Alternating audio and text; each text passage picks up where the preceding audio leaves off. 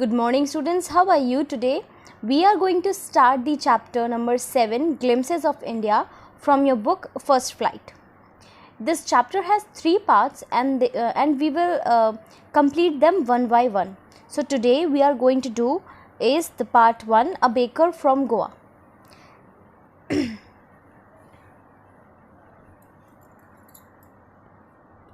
A Baker from Goa.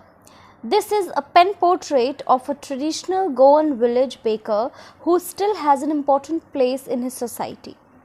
तो ये क्या है, हम जो चैप्टर पढ़ने जा रहे हैं ये एक पेन पोर्ट्रेट है. पेन पोर्ट्रेट का मतलब क्या होता है? पोर्ट्रेट होता है एक चित्र, ठीक है, और पेन पोर्ट्रेट होता है जब हम कभी अपने शब्दों के द्वारा, अपनी राइटिंग के द्वारा जब हम किसी का चित्रण करते हैं, किसी के बारे में बताते हैं, इतने अच्छे से बताएं कि उसका आपके सामने वो आप उसे इमेजिन कर सके. That is a pen portrait. तो यहाँ पे हम एक गोवन मतलब गोवा के, तो गोवा के विलेज बेकर के बारे में बता रहे हैं. जो ट्रेडिशनल गोवा के बेकर्स हुआ करते थे विलेज के, उनके बारे में हम अब पढ़ने वाले हैं.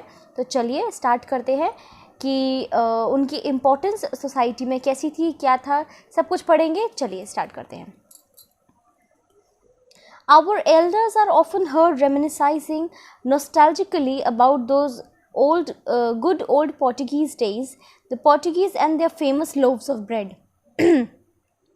राइटर कहते हैं कि हमारे जो एल्डर्स थे, जो हमारे बड़े लोग थे, उनको हम ज़्यादातर सुनते हैं तो वो पुराने दिनों को मतलब सोचते हैं. रेमिनिसाइजिंग नॉस्टैल्जिकली का मतलब पुराने दिनों के बारे में सोचते हैं, और वो जो पुराने अच्छे पोर्टुगीज़ डेज थे और उनके famous loaves of bread. Loaves का मतलब क्या है?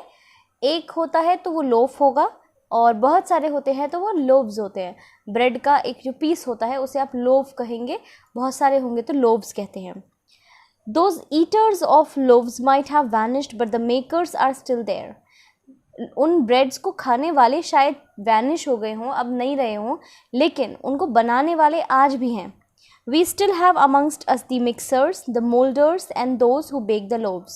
हमारे पास आज भी हमारे यहाँ जो ब्रेड का मिक्स बनाते थे, मतलब जो ब्रेड का एक बैटर जैसा होता है उसे बनाते थे, जो डो बनाते हैं उसको मिक्स करके, मिक्सर्स भी हैं, मोल्डर्स भी हैं जो उनको मोल्ड्स में डालते थे, सांचों में डालते थे, वो भी हैं, और जो उसको बेक करते थे वो भी हैं. Those age old time tested furnaces still exist. वो पुराने जो फर्नेसेस थे वो आज भी हैं. फर्नेसेस का मतलब जो बड़ी बड़ी आग की भट्टियाँ होती हैं, ठीक है, बड़ी फायर प्लेसेस जो होती हैं. The fire in the furnaces has not yet been extinguished. और उन फर्नेसेस की जो फायर है वो आज भी जलती है, मतलब एक्सटिंग्विश नहीं हुई है, बुझी नहीं है. The third and jingle of The traditional baker's bamboo heralding its arrival in the morning can still be heard in some places. कुछ जगहों पे आज भी जो बैम्बर्स का जो बेकर का जो बैम्बू था उसकी हमें थर्ड एंड जिंगल, उसकी जो थर्ड की आवाज़ होती है, कुछ चीज़ हम जैसे हम थर्ड करते हैं ना, ठोकते हैं किसी चीज़ को, तो जो थर्ड वाला साउंड आता है उसकी, और जिंगल खनखनाने की जो आवाज़ है वो अभी भी कहीं कहीं पे सुनाई दी जाती है, जो कि उसके आने का, जो कि उसके अराइवल का हेराल्ड होता है, मतलब कि अनाउंसमेंट होता है. Maybe the father is not alive but the son still carries on the family profession. हो सकता है कि पुराने वक्त में जो व्यक्ति रहा हो, मतलब जो फादर रहा हो ब्रेड वाला, वो नहीं हो, पर उसके बेटे ने अपना फैमिली प्रोफेशन जो है वो कैरी ऑन किया हुआ हो. These bakers are even today known as poder in Goa. इन बेकर्स को आज भी गोवा में पैडर के नाम से जाना जाता है. During our childhood in Goa the baker use to be our friend, companion and guide. हमारे जब बचपन में, जो अब पोएट है वो सॉरी नॉट पोएट, जो ऑथर है वो बता रहे हैं कि गोवा में जब हमारे बचपन के वक्त में जो बेकर हुआ करता था वो हमारा फ्रेंड होता था, कंपेनियन होता था और गाइड भी होता था. He used to come at least twice a day. वो दिन में एटलीस्ट 2 बार तो आता ही था. Once when he set out in the morning on his selling round and then again when he returned after emptying his huge basket. तो एक बार सुबह वो आता था जब वो अपने सेलिंग राउंड पे होता था, बेचने वाले राउंड पे होता था, बड़ी सी बास्केट लेकर आता था, बेचते हुए ब्रेड को निकलता था, और जब लौटता था तो अपनी खाली बास्केट लेके लौटता था. तो इस तरीके से वो 2 बार आता था. The jingling third of his bamboo woke up woke us up from sleep and we ran to meet and greet him. उसके जो बैम्बू, उसके हाथ में जो वो बाँस या लकड़ी होती थी जिसको वो ज़मीन पे बजा बजा के चलता था, उससे हम लोगों की नींद खुल जाती थी और फिर हम भागकर उससे मिलने जुलने जाते थे. Why was it so? Was it for the love of the loaf? Not at all. कहते हैं कि क्यों था ऐसा? क्या ये हम ब्रेड की वजह से करते थे? नहीं, बिल्कुल भी नहीं. The loaves were bought by some Paskin or Bastine, the maid servant of the house. जो ब्रेड हुआ करती थी, जो ब्रेड के लोव्स हुआ करते थे, उसे तो घर के जो मेड सर्वेंट हुआ करते थे वही खरीदते थे. What we longed for were those bread bangles which we chose carefully. Sometime it was a sweet bread of special make. हम जिस चीज़ के लिए लॉन्ग करते थे, मतलब विश करते थे, वो क्या होती थी? वो ब्रेड बैंगल्स होते थे. मैं फ़ोटोज़ ज़रूर डाल दूँगी मुझे जिस चीज़ के भी मिलेंगे, ताकि आप उसे रिलेट कर पाएँ ईज़िली. तो ब्रेड बैंगल्स जो थे उनके लिए हम बहुत विश करते थे और उसी के लिए ही हम वेट किया करते थे और उनको हम बहुत ध्यान से अपने लिए चुनते थे. और कभी कभी जो वो ब्रेड थी वो स्वीट ब्रेड भी हुआ करती थी, स्पेशली हमारे लिए बनाई गई. The baker made his musical entry on the scene with jhang jhang sound of his specially made bamboo staff. जो बेकर था वो अपनी म्यूज़िकल एंट्री लेता था हमेशा जब भी वो आता था हमारे गांव में, और उसके आने पर कैसी साउंड आती थी? झंग झंग की आवाज़ आती थी जब भी वो अपने बैम्बू स्टैफ को थर्ड करता था. स्टैफ मतलब स्टिक एक तरीके की. तो one hand supported the basket on his head and the other banged the bamboo on the ground. एक हाथ से वो अपने सर पे बास्केट को सपोर्ट करता था और दूसरी से बैम्बू को ग्राउंड पे बैंग करता था.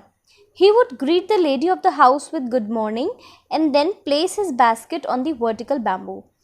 किसी भी घर में जाने के मतलब किसी भी घर में वो जाता था घर में कुछ बेचने के लिए, तो जो घर की लेडी होती थी वो उसको गुड मॉर्निंग करके ग्रीट करता था और उसके बाद अपनी बास्केट जो है वो अपने बैम्बू पर रख लेता था. We kids would be pushed aside with a mild rebuke. हम बच्चों को साइड कर दिया जाता था एक माइल्ड रिब्यूक से. रिब्यूक मतलब एक हल्की फुल्की सी डांट जो होती है ना, मतलब एक बड़ी प्यार भरी डांट जो होती है, वो डांट के उनको पीछे कर दिया जाता था कि पीछे रहो. And the loaves would be deliver to the servant. और लोव्स जो है वो घर के सर्वेंट को डिलीवर कर दिए जाते थे. But we would not give up. We would climb a bench और the parapet and peep in to the basket somehow. लेकिन फिर भी हम लोग हार नहीं मानते थे. हम कभी किसी बेंच पर चढ़ जाते थे या फिर किसी पैरापेट पर चढ़ जाते थे और बास्केट में कैसे भी करके झांक ही लेते थे. पैरापेट का मतलब, पैरापेट होता है कोई छोटी दीवार या मतलब डिवीज़न के लिए या बाउंड्री बनाने के लिए जो बना देते ना, छोटे छोटे जो चार दीवारी होती है चारों तरफ, वो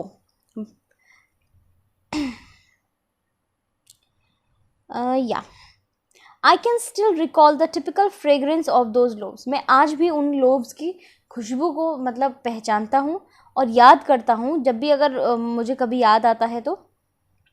loaves for the elders and bangles for the children. बड़ों के लिए ब्रेड के लोव्स होते थे और बच्चों के लिए ब्रेड बैंगल्स हुआ करते थे.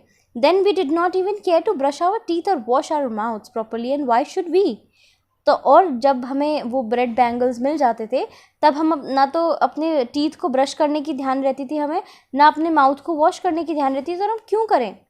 Who would take the trouble of plucking the mango leaf for the toothbrush. कौन जाएगा वो मैंगो लीफ लेकर आएगा टूथब्रश के लिए? और फिर why was it necessary at all. और ये सब क्यों ज़रूरी था? The tiger never brushed his teeth. शेर कभी अपने दांत नहीं साफ करते. Hot T could wash and clean up everything so nicely after all. और गर्म गर्म चाय सब कुछ एकदम साफ और वॉश कर सकती थी बहुत अच्छे से. Marriage gifts are meaningless without the sweet bread known as the bol. और जो शादी में दिए जाने वाले गिफ्ट्स होते थे वो एक स्वीट ब्रेड होती थी जिसे बोल कहा जाता था. उसके बिना तो बिल्कुल मीनिंगलेस होते थे. मतलब उस स्वीट ब्रेड के बिना कोई भी मैरिज गिफ्ट जो है वो नहीं दिया जाता था. जस्ट एज अ पार्टी और अ feast loses it's charm without bread.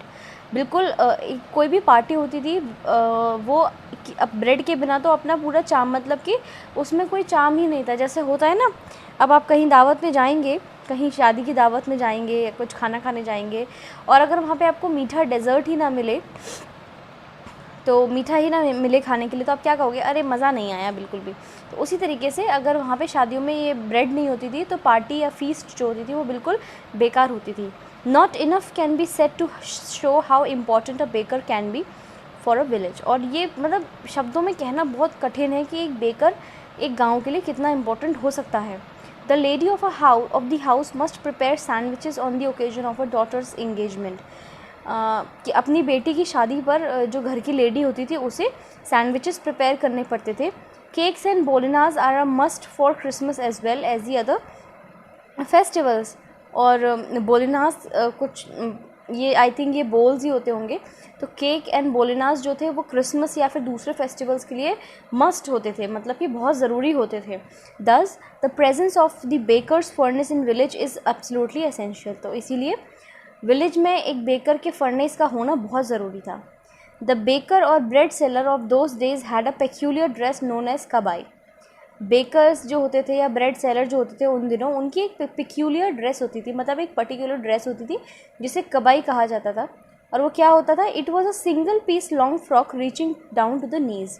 एक लंबी सिंगल फ्रॉक पीस होता था जो कि उनके घुटनों तक जाता था। In our childhood we saw bakers wearing a shirt and trousers which were shorter than full length once.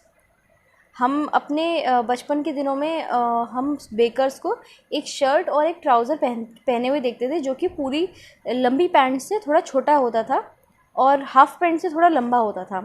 Even today anyone who wears a half pant which reaches just below the knees invite the comment that he is dressed like a pader.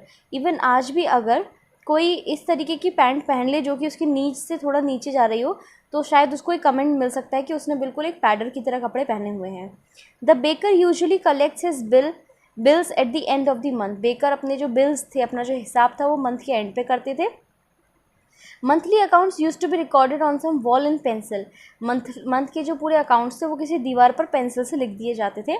Baking was indeed a profitable profession in old days. पुराने दिनों में baking एक बहुत अच्छा profit वाला काम हुआ करता था। The baker and his family never starved. और बेकर और उसकी फैमिली कभी भी भूखे नहीं रहते थे। He his family and his servants always look happy and prosperous. वो हमेशा धन धान्य से एकदम सुखी लगते थे।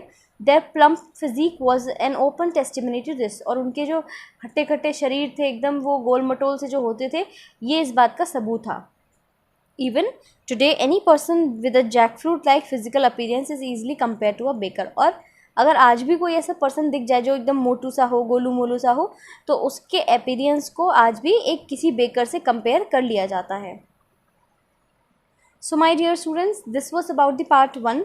आई होप कि आपको समझ आया होगा। अगली वीडियो में बढ़ेंगे अगले पार्ट की तरफ। इस वाले पार्ट के क्वेश्चन आंसर्स आपको तक पहुंच जाएंगे। So don't worry. एंड कुछ भी समझ में नहीं आया हो तो प्लीज़ कमेंट करिएगा ताकि मैं उसे दोबारा आपको एक्सप्लेन कर सकूं।